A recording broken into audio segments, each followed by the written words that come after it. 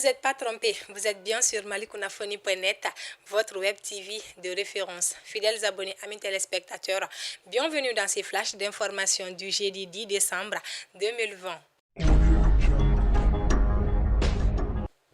Afro-Basket 2020, les Aiglons maliens sacrés champions d'Afrique de moins de 18 ans au clair en imposant face aux Sénégalais. En effet, les Aiglons ont remporté la finale masculine de la Coupe d'Afrique de basketball U18 au clair. Cette victoire a été dédiée à Fé ATT, ancien président de la République du Mali décédé. Dans une déclaration sur sa page Facebook, le ministre Moussa Ag Attayer, en charge du sport, a, au nom du gouvernement et de l'ensemble du peuple malien, félicité nos jeunes champions d'avoir su relever le défi en remportant la Coupe. Réunis en session ordinaire par visioconférence sous la présidence de M. Bandao, président de la transition, chef de l'État, le mercredi 9 décembre 2020, le Conseil des ministres s'est, après examen des points inscrits à l'ordre du jour, le Conseil a adopté des projets de texte, procédé à des nominations et entendu une communication.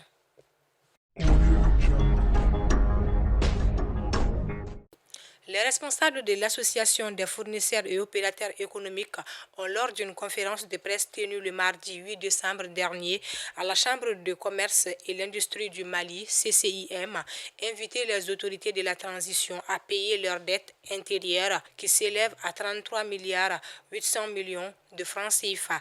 L'Association des fournisseurs et opérateurs économiques du Mali invite l'État à se mettre à jour l'égard de ses créanciers qui seraient plus de 3600 fournisseurs et opérateurs.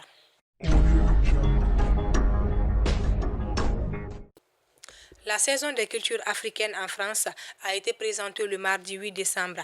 Présentée au cours d'une conférence de presse tenue au Centre culturel Blomba par l'ambassade de France à l'Institut français au Mali. C'était en présence de Madame la ministre de la Culture, Madame Kadiatou Konaré, de l'ambassadeur de France, Joël Meyer, de la directrice de l'Institut français au Mali, du promotrice de Blomba, Alioune Ifrandiaï, que la session des cultures africaines en France, Africa 2020. Selon les animateurs de cette conférence, c'est à l'initiative du président de la République française, Emmanuel Macron, que cet événement artistique et culturel qui se tiendra du 14 décembre prochain à juillet 2021.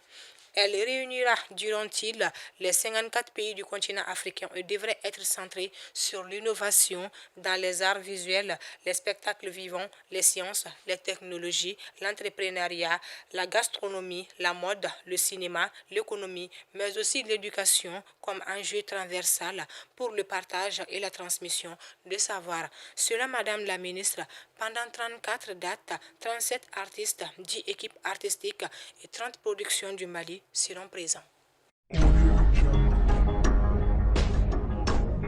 Dans un communiqué datant du 9 décembre 2020, le parti CODEM Convergence pour le développement du Mali de l'ancien ministre Ousseini Amion Guindo a exprimé son soutien à la plateforme d'action commune des syndicats en grève illimitée depuis plusieurs jours. Le CODEM s'insurge contre la nomination de plusieurs militaires au poste de la représentation de l'État. Le parti CODEM invite la communauté internationale pour éviter que notre pays déjà mal parti ne sombre encore plus avec cette grogne sociale qui risque de mettre en péril la réussite d'une transition.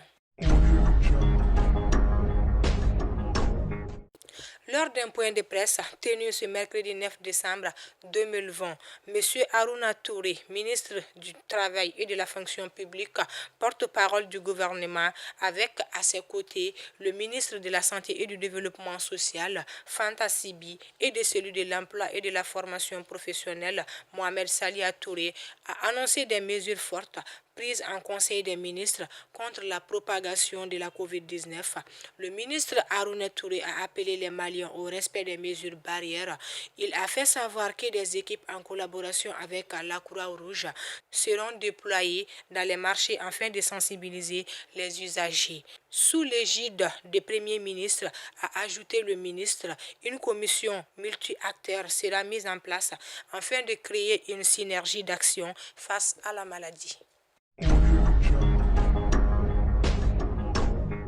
À 76 ans, le président ghanéen Nana Akufo-Addo a été réélu à sa propre succession à la tête du Ghana, à l'issue d'un scrutin extrêmement serré face à son rival politique historique, John Mahatma, qu'il affrontait pour la troisième fois le président Nana Akufo-Addo. Cet ancien avocat des droits de l'homme a été reconduit le mercredi 9 décembre pour un second mandat à la tête du Ghana. C'est dans une vidéo diffusée en direct sur les réseaux sociaux que Jean Adjoué Mansa, présidente de la commission électorale, a annoncé le candidat du nouveau parti patriote NPP, Nana Akufo-Addo, gagnant avec 51,59% des voix contre 47,36% pour son adversaire John Mahatma du Congrès national démocratique NDC.